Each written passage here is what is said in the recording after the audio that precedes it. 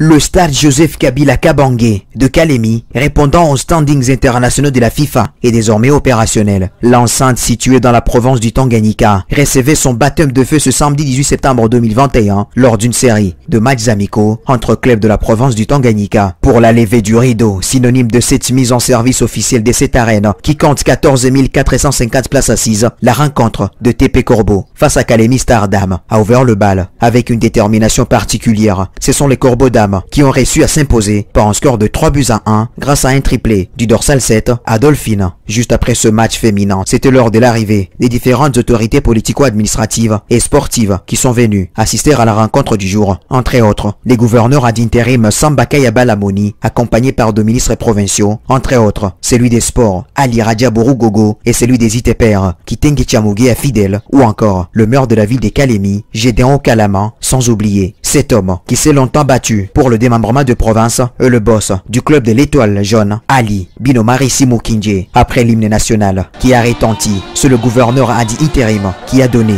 le go du match, mettant aux prises le club de Moba Sport de Moba, troisième du dernier marathon de l'entente de football du Tanganyika, habillé en bleu-blanc, face au club deux fois champion de l'entente urbaine de football de Kalemi, Renaissance, habillé en jaune. Les Rennais ont pris l'avantage du match de la 3e minute avant de se faire remonter au score par la formation de Moba Sport.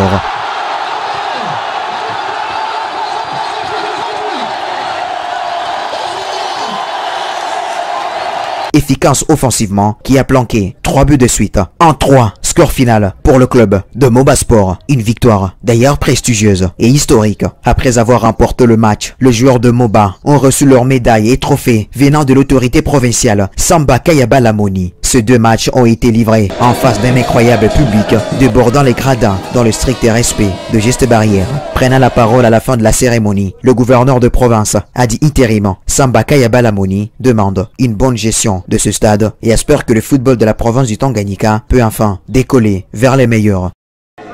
Vraiment un bienfait pour la population et surtout pour nos équipes ainsi que nos jeunes. Et nous espérons que la volonté de la province du Tanganyika à pouvoir s'insérer dans le sport professionnel pourra permettre que finalement nous puissions avoir notre propre ligue du Tanganyika et ainsi évoluer de manière optimum dans le sport.